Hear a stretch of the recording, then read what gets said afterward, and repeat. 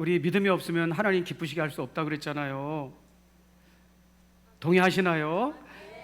그러면 원 없이 믿음으로 살아보고 하나님 앞에 원망을 하든 하나님이 안 계신다고 하든 해봐야 될 거 아니에요, 그죠? 진짜 믿음으로 내가 원 없이 살아봤는데 하나님 이게 뭡니까? 이렇게 항의도 할 수 있을 것 같아요. 여러분, 제가 목회하는 동안에 예수 믿기 제일 어려운 사람들이 누굴까? 예수님을 좀 알려주고 복음을 전해야 되는데 예수 믿기 제일 어려운 사람이 누굴까? 세 종류의 예수 안 믿는 사람들이 있거든요. 첫째는 미신자. 아직 종교를 갖지 않은 사람 있죠. 교회를 안 다니고 신앙생활을 하지 않지만 나중에 복음을 듣고 예수 믿을 수도 있겠죠. 미신자. 두 번째는 불신자가 있어요. 종교와 신앙을 갖지 않은 사람. 이 사람이 알고도 안 믿는지 아니면 모르고 안 믿는지는 모르지만 아무튼 현재는 안 믿는 사람, 이거 불신자라고 할 수 있겠죠. 그러니까 불신자가 미신자보다 범위가 크겠죠. 불신자 안에는 알고도 안 믿는 사람이 있고 아직 몰라서 안 믿는 사람, 미신자들도 들어가 있겠죠. 우리는 복음을 전할 때 저 사람은 미신자다, 아직 안 믿고 있을 뿐이다 라고 생각하고 복음을 전해야 될 줄로 믿습니다. 주님이 그런 사람 귀하게 여긴다고 믿고 복음을 전해야 될 줄로 믿습니다. 미신자다, 아직 안 믿는 거다, 알면은 믿을 것이다. 세 번째는요, 그러니까 미신자가 있고 불신자가 있고 세 번째는 잘못 믿는 사람들이 있어요. 예수를 잘못 믿고 있는 거죠. 이 세 부류 중에서 누가 예수 믿기가 제일 어려우냐면 제일 쉬운 사람은 미신자죠. 그래요? 그럼 내가 예수 좀 믿겠습니다 하겠죠. 미신자들은 몰라서 아직 안 믿고 있는 거니까. 근데 이 세 부류 중에서 제일 예수 믿기 어려운 부류는 잘못 믿는 사람이에요. 교회 다니고 예배를 드리는데 잘못 믿고 있는 거예요. 왜 잘못 믿고 있는 사람이 예수 믿기 어려우냐면 첫째는 믿고 있다고 생각하는 거예요. 나는 예수 믿고 있어. 뭐가 문제라는 거야. 두 번째는요, 왜 잘못 믿고 있는 사람들이 예수 믿기 어려우냐면 내가 믿고 있다고 생각을 하는 거예요. 그래서 예수 믿으세요 이렇게 해서 예수 믿어야 됩니다 그러면 자기는 아니라고 생각해. 난 믿고 있으니까 이렇게 생각하지 않겠습니까? 그래서 이 사람은 예수 믿기가 쉽지 않고요. 두 번째는 한 번 든 습관은 고치기 어렵기 때문이다. 만약에 내가 잘못된 신앙의 방법과 패턴을 가지고 신앙생활을 하게 되면 그걸 고치기가 불가능에 가깝다는 거예요. 저는 지금 고쳐질 수 있다고 소망을 가지기 때문에 얘기하지만 이게 입이 아플 정도로 안 고쳐진다. 예를 들면 조금 불쾌하셔도 들으셔야 돼요. 내가 주일 오전 예배만 드리는 것이 주일 성수라고 생각하는 사람은 그거 아니거든요. 그거는 주일을 지키는 게 아니에요. 주일은 사사롭게 보내지 말라고 말씀하셨어요. 안식하고 하나님께 영광 돌리라고 되어 있어요. 그런데 주일 오전만 예배 드리는 것을 신앙생활, 성수주일, 신앙생활이라고 생각하는 사람은 안 바뀐다는 거예요. 무슨 얘기를 하고 그분을 붙잡고 눈물로 호소하고 옆에 분들이 주일을 온전히 성수하면서 보여줘도 안 바꾼다는 거예요. 그래서 한번 잘못된 습관을 고치는 건, 여러분 이거는요 제가 여러분하고 나누려고 검색을 해봤더니 그런 내용은 없었대요, 실제로는. 그래서 사실이 아니지만 제가 어렸을 때 이런 예화를 들었거든요. 사실이 아닌데 교훈적으로만 들어보세요. 모차르트가 레슨을 할 때, 진짜 이런 일이 있었나 찾아보니까 없었어요. 하여튼 모차르트가 레슨을 할 때 피아노를 전혀 안 배웠다는 사람에게는 예를 들면 10만 원을 받았다면 레슨비로, 피아노를 조금 배우다 말았다는 사람에게는 한 1년, 2년 좀 하다 말았습니다 하는 사람에게는 2배를 받거나 3배를 받았다는 거예요. 왜 그러냐 그러면 잘못된 습관을 딱 들으면 그것을 바꿔가지고 새롭게 만들기가 불가능에 가깝기 때문에 레슨비를 많이 줘야 된다. 그래도 안 가르친다. 이런 예화를 제가 드렸어요. 잘못 믿는 사람은 안 바뀌어요. 안 바뀌어. 이게 공포스러운 거예요. 여러분, 예수 안 믿으면 지옥 가는 거예요.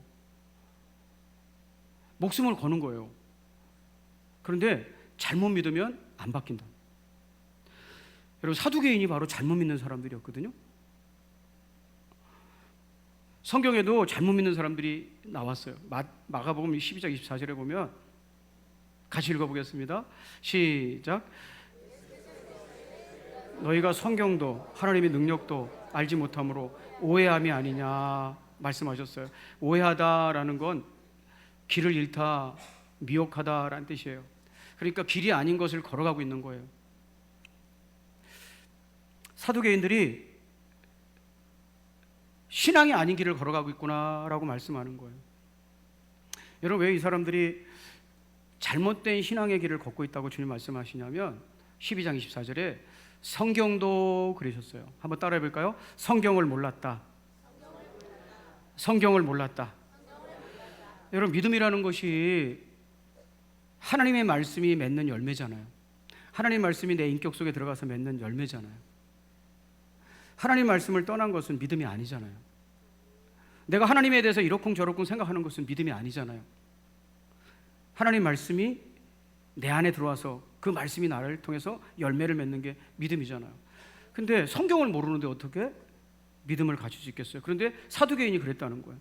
로마서 10장 17절에 보면 그러므로 믿음은 들음에서 나며 들음은 그리스도의 말씀으로 말미암음이니라.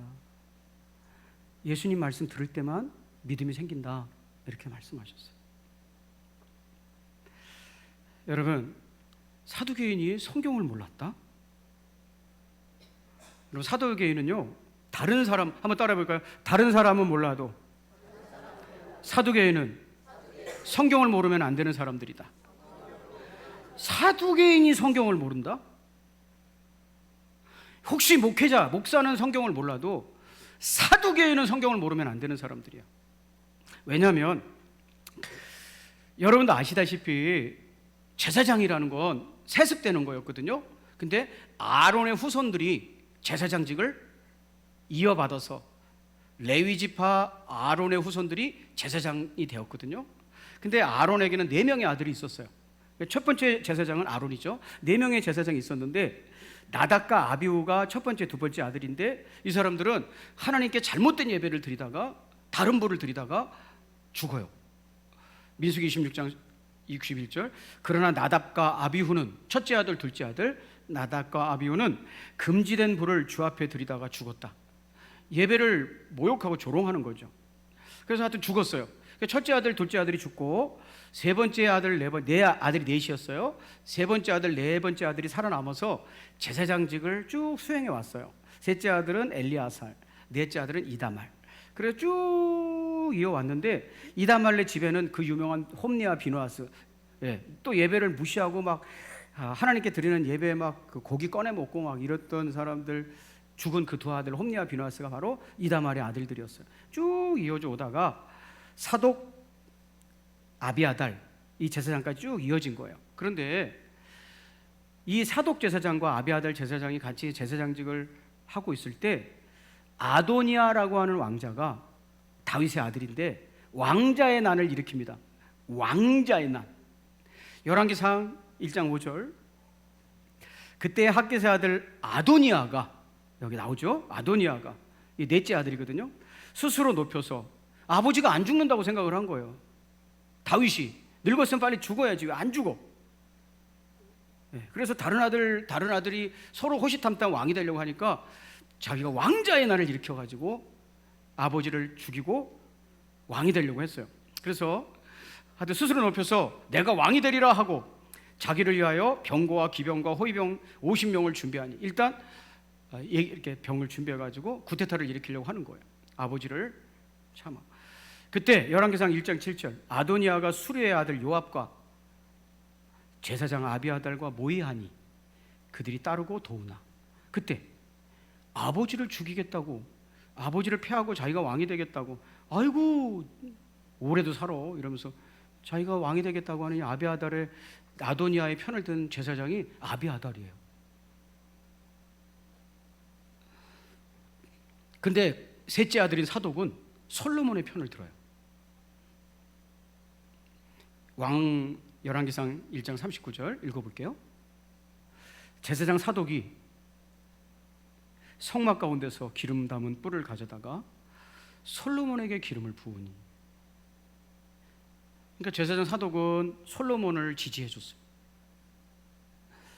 아비아달은 아도니아 왕자를 지지했어요. 왕자의 난이 싸웠는데 여러분도 아시잖아요. 솔로몬이 다윗을 이어서 왕이 된 거예요. 예. 그래서 어떻게 했어요? 예, 이제 정권이 솔로몬에게 오니까 솔로몬이 아비아달 제사장을 이렇게 해요. 제가 읽어보겠습니다. 솔로몬 왕은 아비아달 제사장에게 이렇게 말하였다. 아까 아도니아 편 들었죠? 넷째 아들. 제사장이 이렇게 말하였다. 제사장께서는 상속받은 땅 아나돗으로 가시오. 추방하는 거예요. 추방. 귀양 보내는 거예요.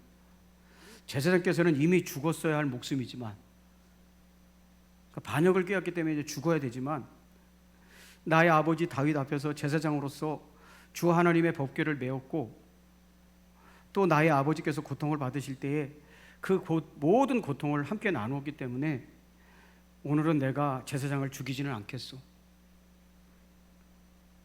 사람들은 다 죽고 있어요, 막. 그런데 아비아달 제사장을 죽이지는 않았다는 거. 솔로몬은 아비아달을 주님의 제사장직에서 파면하여 내쫓았다. 그래서 그때부터 아비아달 제사장 일가는 지역에서 있는 그냥 제사장이 되고 말았어요. 그리고 솔로몬이 왕이 되고 솔로몬 성전이라고 말하는 예루살렘 성전을 건축했을 때, 여러분 크게 대답해 보셔야 돼요. 이 예루살렘 성전을 관리하는 제사장은 누가 됐을까요? 죄송해요, 제가 못 알아들어서 못 알아들으셨죠? 아비아달 제사장은 넷째 아들은 쫓아냈어요. 그리고 사독 제사장을 제사장 유일한 제사장으로 임명했어요. 그리고 성전을 지었을 때 성전을 관리하는 제사장은 누가 되었을까요?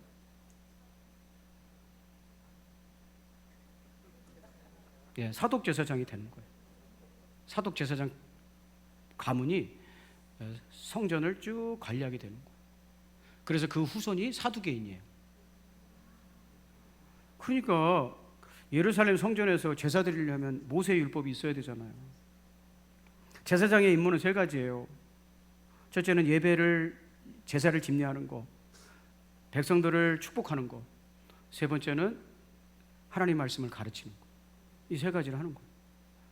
그런데 하나님 말씀을 가르쳐야 되는 제사장이 주님께 뭐라고 꾸중 듣냐면, 너는 성경을 모른다. 너희들은 성경을 모르기 때문에 그런 말을 하고 있는 거다. 이렇게 얘기했다는 거예요. 여러분에게도 여쭤보고 싶어요. 제사장이에요, 제사장. 아까 제가 그랬잖아요. 저는 성경을 몰라도 상관없지만, 이게 말이나 되는 소리겠어요? 제사장은 성경을 모르면 안 돼요. 그런데 모른대. 여러분에게 여쭤보고 싶어요. 나는 성경을 아나? 네. 여러분, 왜 주님께서 사두개인들이 왜 성경을 모른다고 했을까? 왜? 그 사람들은 성경으로 먹고 사는 사람들인데. 마가복음 12장 19절에 보면 사두개인들이 예수님께 하는 질문이 소개되어 있어요. 선생님, 모세가 우리에게 써주기를, 성경을 알고 있단 말이에요. 모세가 우리에게 이렇게 써줬어요. 그러니까 모세의 글을 알고 있다는 거잖아요. 그런데 예수님은 모른다고 했어요. 너는 성경을 몰라. 성경에 대해서 몰라. 왜 그렇게 말씀하시냐면, 그 사람들의 질문을 듣고 그렇게 생각하신 거예요. 뭐라고 그 사람들이 질문했냐면, 이따가 소개하기로 하고요. 죽은 자가, 예수님께서 이렇게 답변하셨어요. 죽은 자가 살아난다는 것을 말할진대 너희가 모세의 책 중 가시나무 떨기에 관한 글에 하나님께서 모세에게 이르시되 나는 아브라함의 하나님이요 이삭의 하나님이요 야곱의 하나님이로라 하신 말씀을 읽어보지 못했느냐? 읽어보지 못했느냐라는 것은 무슨 뜻이에요? 너희들 그 내용을 알고 있잖아, 이런 뜻이에요. 그거 읽어봤잖아. 그런데 뭐 하는 거예요? 이 말씀은 하나님이 지금 살아계신 사람들이 하나님이라는 뜻이거든요. 근데 그걸 왜 읽어봤는데도 넘어갔어요? 왜 그 성경은 무시해요? 자기들의 생각과 다르니까. 사두개인들은요, 성전을 관리하면서 거기서 나오는 소득이 짭짤했어요. 그렇기 때문에 내세라든지 부활이라든지 이런 거 신경 안 썼어요. 그러다 보니까 점점 어떤 사람들이 되어가냐면 현세 지향적인 사람들이 되어갔어요. 이 땅에서 배부리 먹고 잘 살면 그게 끝이다. 그런 사람들이 되어갔어요. 그래서 성경에 내세에 대해서, 천국에 대해서, 영적인 세계에 대해서 얘기하는 것에 대해서는 무시하고 읽지 않았어요. 그런 모습을 보고 우리 주님께서는 너희들은 성경을 모른다 이렇게 말씀하신 거예요. 여러분, 성경을 아는지 한번 자문해 보세요. 다른 사람이 여러분에게 나 하나님 말씀을 듣고 싶다, 성경에 대해서 얘기해 달라, 그럼 뭐라고 얘기해 주실 거예요? 할 말이 없으면 모르는 거예요. 여러분, 성경을 모르면 하나님, 여러분 오늘부터 아십니까를 개강하는데, 아십니까에서 이제 제가 가르쳐요. 자, 성경은 이렇게 이쪽으로 가라고 얘기한다. 이쪽으로 가라고. 근데 그것을 배운 사람들도 이쪽으로 가요. 이 성경을 알기가 쉽지 않아요. 쉬운 것 같은데 쉽지 않아요. 제가 분명히 거기서 이쪽으로 가는 게 믿음의 길이라고 성경은 얘기하시죠라고 계속 강조를 해요. 그런데 그 성경 공부를 끝나고 어떻게 사는가 보면 이쪽으로 걸어가요. 이쪽으로 걸어가. 예. 너무너무 제가 늘 회개하면서 기도하는 거예요. 늘 회개하면서, 야, 내가 이렇게 이쪽으로 가는 것이 믿음이라고 가르쳤는데 왜 저분은 그 말씀을 배웠는데 이쪽으로 걸어갈까? 왜 정반대로 걸어갈까? 내가 지금 이거 아십니까? 이거 공부하는데 이게 지금 맞는 거야? 나는 분명히 일로 가는 거라고 가르쳤는데 왜 아무렇지도 않게 절로 걸어갈까? 반대쪽으로. 여러분, 성경을 모르면요, 바른 믿음을 가질 수 없어요. 당시에 최고의 영적인 지도자였던 사두개인들도 성경을 모른다는 책망을 받았어요. 여러분, 바르게 아시고 바르게 믿으시기를 주의 이름으로 축복합니다. 성경이라도 한번 읽어보고 공부해보고 이거 아니네요 라고, 제가 늘 성경 공부할 때 뭐라고 얘기하냐면, 아니면 아니라고 얘기해보라고. 성경이 이렇게 얘기하니까 아니면 아니라고 얘기하라고. 그럼 내가 잘못 알았습니다, 기꺼이 내가 잘못 알았으니까 다시 공부해가지고 내가 잘못됐으면 고치겠습니다. 그러나 성경에서 이렇게 얘기하니까 말씀하십시오 라고 얘기하거든요. 여러분, 성경을 모르는데 어떻게 바른 믿음에 설 수 있겠습니까? 안다고 생각하지 마시고 겸손히 배우시기를 주의 이름으로 축복합니다. 성경에서 말하는 믿음, 성경에서 말하는 구원의 길, 성경에서 말하는 성도의 삶이 무엇인가 정확하게 아는 거죠. 예. 여러분, 성경을 모르기 때문에 그들은 잘못된 믿음을 가지고 있었어요. 두 번째는 우리 주님께서 말씀하셨어요. 너희는 하나님의 능력도, 그랬어요. 하나님의 능력도. 성경도 모르고 하나님의 능력도 모른다 그랬어요. 그래서 두 번째, 우리가 신앙생활을 잘못하는 두 번째 이유는 하나님의 능력을 모르기 때문에 그래요. 여러분, 이 사람들이 질문하는 걸 듣고 있으면요, 완전히 상식적인 얘기를 하고 있는 거예요. 이스라엘은 계대법이라는 게 있었어요. 계대법이라는 건 뭐냐면, 그 당시에는 사회복지가 안 돼 있기 때문에 형이 자식이 없이 죽으면 그 형수를 그 아랫 동생이 책임지는 거예요. 그래서 대를 잇게 해주는 거예요. 그걸 계대법이라고 했어요. 그래서 자식이 있어서 부모를 봉양할 수 있도록 도와주는 거예요. 가족이 없는 것을 막아주는 거예요. 그런데 이 사람들이 뭐라고 얘기했냐면, 제가 읽어보겠습니다. 칠형제가 있었는데 마지가 아내를 취하였다가 상속자가 없이 죽고, 둘째도 그 여자를 취하였다가 상속자가 없이 죽고, 셋째도 그렇게 하여 일곱이 다 상속자가 없었고 최후의 여자도 죽었나이다. 그러니까 7명하고 결혼하게 된 거죠. 계대법에 의해서 7사람이 다 그를 아내로 취하였으니 부활 때, 곧 그들이 살아날 때에 그 중에 누구의 아내가 되리까? 천국에 부활이 있다면 말이에요. 부활이 있다면 이제 다 살아날 거 아닙니까? 그러면 첫 번째 7째 아들이 다 살아날 거 아닙니까? 그러면 그 형수랑은 누가 부인이라고 할까요? 여보 그렇게 부르면 첫째가 대답해야 돼요, 둘째가 대답해요, 셋째가 대답해요. 이렇게 부른 거예요. 그래서 예수님께서 뭐라고 그래요? 예수께서 이르시되 너희가 성경도 하나님의 능력도 알지 못함으로 오해함이 아니냐. 사람이 죽은 자 가운데 살아날 때는 장가도 아니가고 시집도 아니가고 하늘에 있는 천사들과 같으니라. 왜? 너희들이 생각하는 계대법이 천국에서도 통한다고 생각하냐? 천국은 그런 나라가 아닐 수도 있잖아. 천국은 하나님께서 변화시킨 새 생명들이 사는 나라야. 그래서 꼭 이스라엘 문화에 있는 계대법이 통하는 나라가 아닐 수도 있잖아. 하나님이 하시면 되는 거잖아. 이렇게 대답을 해주셨다는 거. 자, 이해가 되시면 아멘. 여러분, 우리가 믿음으로 산다는 건 하나님의 능력으로 사는 거예요. 하나님의 능력을 힘입고 사는 거예요. 여러분, 이번에 우리 그 어떤 회장님이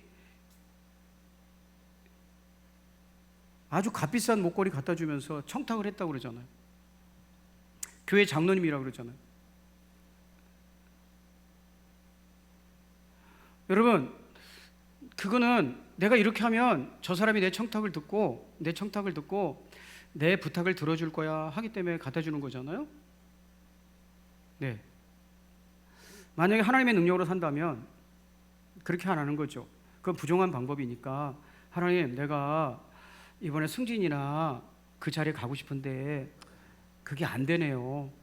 그러면 난 하나님의 백성이니까 그 손해를 감수하겠습니다. 받아들이겠습니다. 나는 세상의 재주와 방법으로 살아가는 사람이 아니라 하나님의 능력으로 살아갑니다. 나는 이제 아무 길이 없고 끝났다고 생각합니다.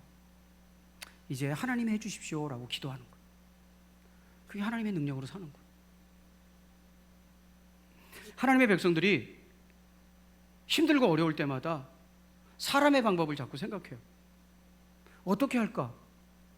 왜 사람 찾아가고 돈의 힘을 비르고 인맥을 비리고 그래요. 예, 저는요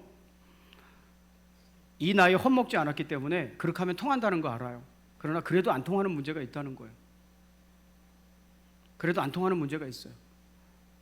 그때 하나님이 없는 사람은 절망하고 무너져 내리는 거예요. 그러나 하나님의 백성들은 내가 못하지만, 나는 할 수 없지만 하나님이 하신다는 믿음을 가지고 소망 가운데 기도하는 거예요. 하나님의 능력을 의지하시기를 주의 이름으로 축복합니다. 여러분의 능력과 생각했잖아요. 이렇게 안 되네? 이제 더 이상 안 되네? 끝났네? 네. 여러분, 사람 찾아갔다가 돈 의지했다가 그것마저 안 되면 길을 잃어버리는 거죠. 그러지 마시고, 여러분 빌립보서 4장 16절 같이 읽고 마칠까요? 자, 시작. 예, 나에게 능력 주시는 분이 있다는 거예요. 그 힘으로 살아가는 거, 그것이 하나님의 백성이에요. 그게 믿음이에요. 믿음. 예, 여러분, 돈으로만 살 줄 알고 인맥으로만 살 줄 알았습니까? 그게 아니라 하나님의 능력으로 살아가는 법을 믿는 거. 그래서 세상의 방법에 타협하지 않는 거. 여러분, 하나님이 하시면 간단한 거예요. 그 은혜가 여러분에게 있었으면 좋겠어요. 저에게도 있었으면 좋겠어요. 여러분의 절망이지 하나님의 절망이 아니잖아요. 여러분, 제 마지막 소원은 비웃지 말아 주실 거죠? 20층 빌딩을 세우는 거예요. 그래서 거기서 가게세를 받아서 풍족하게 사는 거예요. 20억 빌딩을 지을 수 있을까요? 없을까요? 네, 불가능하더라고요. 그런데 정주영 회장은 이제 돌아가셨으니까 돌아가신 분을 제가 인정할게요. 정주영 회장님은 그게 불가능한 일일까요? 가능한 일일까요? 네. 그분에게 정주영 회장님이 살았다면 빌딩 20층짜리 짓는 거는 일도 아니에요. 내 능력의 한계가 20층 못 짓는 거지, 정주영 회장에게는 그거 일도 아니에요. 네. 사랑하는 여러분, 내가 지금 내 능력의 한계 때문에 속상해하는 거잖아요. 내 능력의 한계 때문에 울고 있는 거잖아요. 근데 하나님이 하시면 아무것도 아니에요. 그분이 일하시도록 하는 법을 배우는 것이 뭐냐면 기도예요. 기도. 하나님의 은혜가 여러분에게 있어서 그분의 능력을 신뢰하고 다시 한번 일어나시기를 주의 이름으로 축복합니다. 다 같이 일어나셔서요, 나의 등 뒤에서 할 수 있다 해보자 우리 고백하고 축복 기도로 예배 마치도록 할까요? 자, 우리 할 수 있다 해보자입니다.